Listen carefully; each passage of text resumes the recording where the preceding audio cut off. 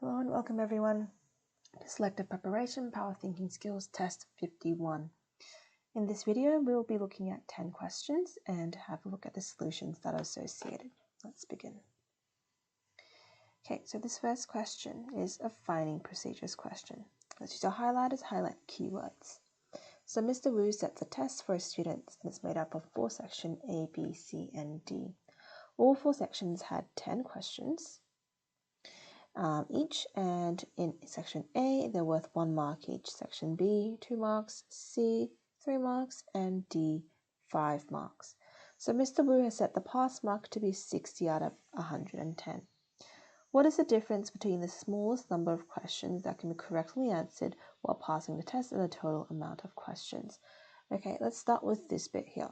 Smallest number of questions that could be correctly answered by passing the test. So we want to get to a mark of 60, okay, with the smallest number of questions, which means that we want the questions that are worth the most marks, right, to have the smallest number of questions. And that is actually section D. Now, if I use all of section D questions to get those correct, then I'll have, let's just write section D, 10 questions, because we said that all the sections are 10 questions, and 5 marks, which is a total of 50 marks. We still need to get a remainder of 10 marks. And how do we do that?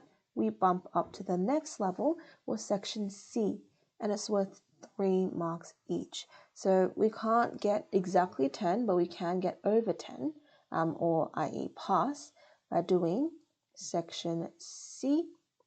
We want at least it to be 10, it's actually 12 if I do 4 by 3.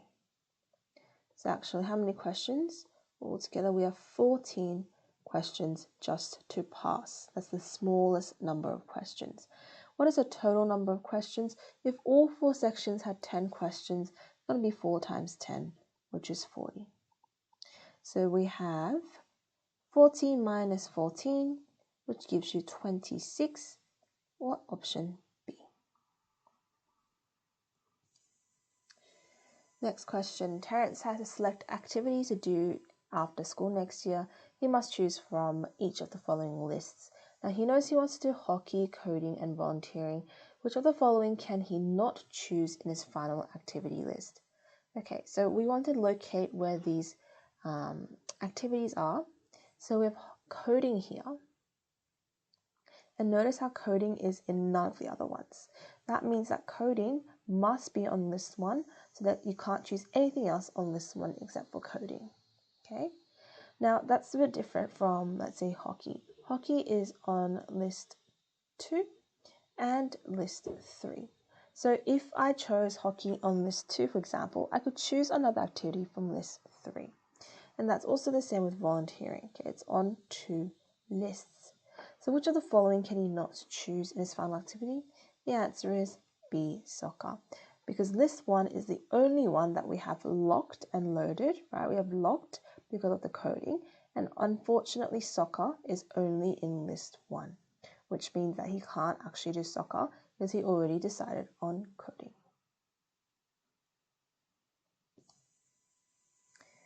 Okay, logical reasoning. Let's highlight again. Film cameras use a special type of film that reacts if exposed to light. When the film is exposed to light, it turns the film dark depending on how much light there is and what objects are blocking the light, thus taking the photo. Lindsay has received a new film camera from her grandpa and is excited to take photos of a sunny day that she loads uncovered film into the camera outside. So what is the mistake? Now, remember it says here, it reacts, right? It's a special type of camera that reacts if exposed to light. And exposed means to be shown, okay? So it's shown light, it turns the film dark, and that's how you process the film. That's how it becomes images, okay? So if I did that already, and I uncovered the film with light outside, you've basically just processed it without having taken a photo yet, which is no good. Okay, so the answer is actually B. It's already been exposed to sunlight. It's going to turn the film completely dark, and that's the mistake.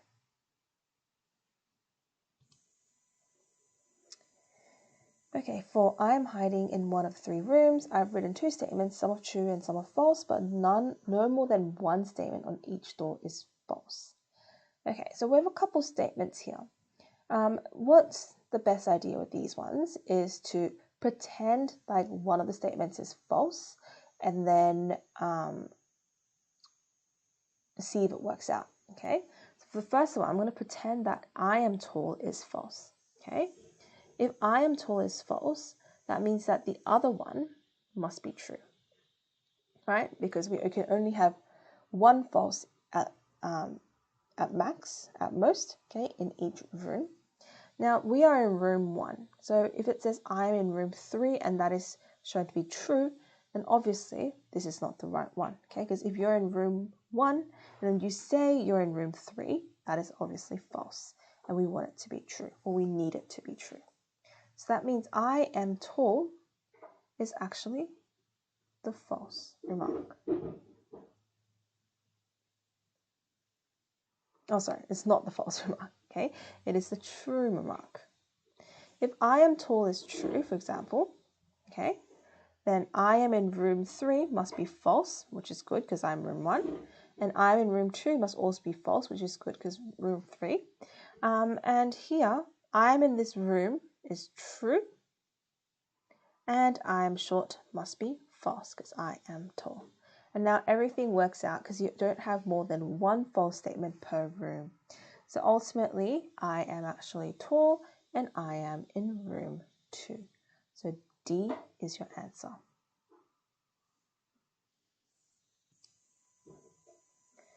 Number 5, flaws in reasoning. So after baking a pavlova, the oven door must be left ajar, so left open a little bit, so that the baked good can cool down slowly and maintain its bulbous shape, otherwise it will crack.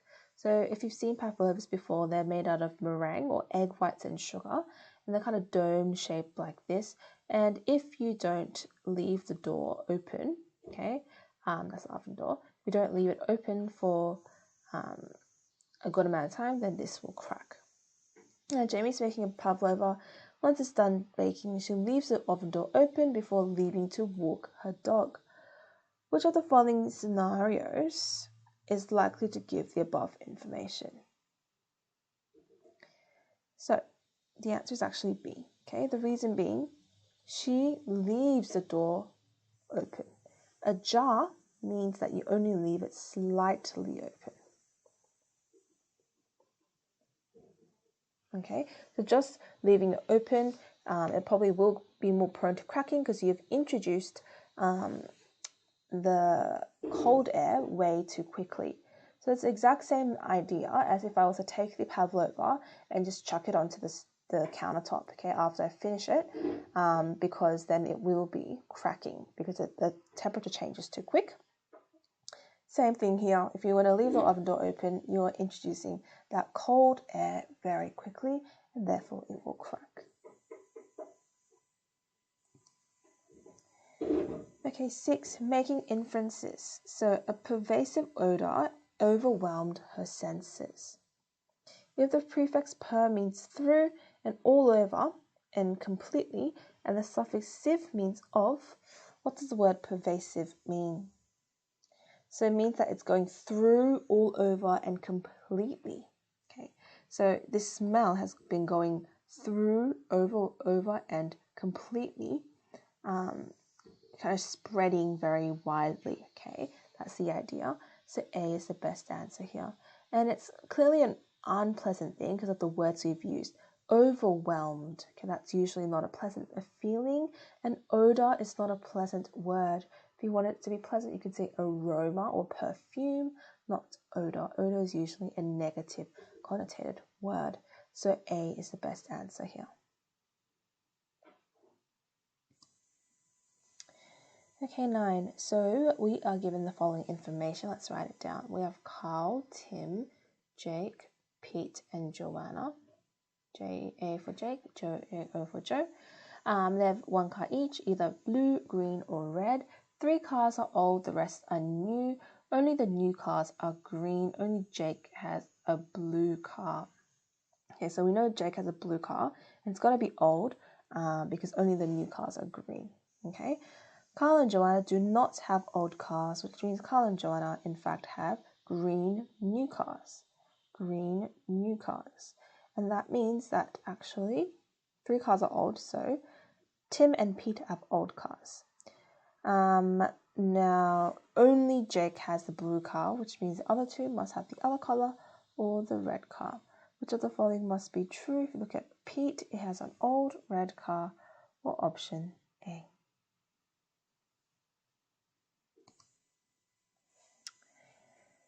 Okay, which of the following statements cannot be concluded from the case study below?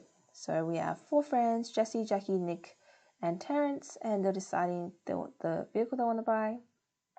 4 different vehicles available. Each friend can only buy 1 vehicle, however, they can be the same as another friend's vehicle.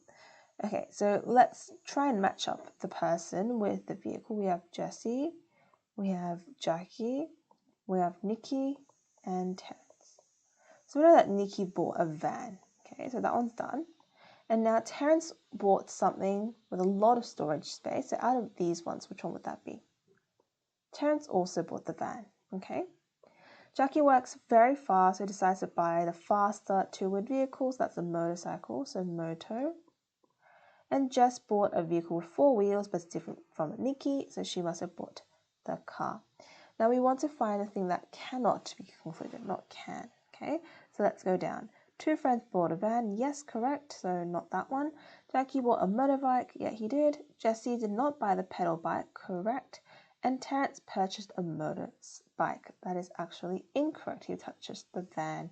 Remember, these people can only buy 1 mode of transport for each person. So D is the answer here. Okay, and 9, let's highlight. So in the Australian cycling community, strong protests are being made for the government to introduce bike lanes on all main roads. What would strengthen the cycling community's protests? Now, if we prove that in fact we need bike lanes for important things like safety on main roads, then that would be a very good strengthener of their protests and their arguments against the law. And that's actually what A is. Okay, a bike lane has been proven to reduce cycling-related injuries by 70%. So the bike lanes link to the bike lanes that we're talking about, and we're talking about cycling-related injuries, which are important causes that people will be protesting for. So A is the best answer here. And the last question, extroverted people typically regain energy by being with other people and are very socially outgoing. Okay, extroverted people, very socially outgoing, regain energy, other people. Introverted people typically regain energy during their downtime when they're alone. Downtime just means time you have alone, usually in a comfortable space like home, and enjoy time spent with themselves. Josiah and Lucas are at a party. Josiah says, "How are you finding this experience, Lucas?" Lucas says, "It's a bit tiring, to be honest. I would have enjoyed playing a video game by myself at home more." Josiah says, "Ha ha ha, I know, right? I would rather be reading a book at the park." So first of all, this bit here, "I know, right," suggests that Josiah and Lucas are very much on the same page. Okay, so they're both introverts or both extroverts. Which one do you think they are? They're actually both introverts, right? They like their downtime, they like being alone, and they like spending time with themselves, which are activities that both of them mentioned. So the answer here is D. Okay, so every lesson we'll do 1 key point from the test. The key point from this one, let's talk about for logical reasoning. Make sure to read the line of reasoning carefully. Sometimes they ask for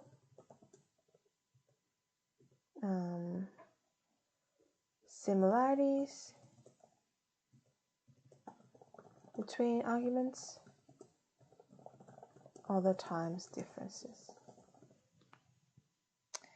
Okay, so that's it for today. Hope you guys enjoyed that video, and I will see you in the next one. Take care.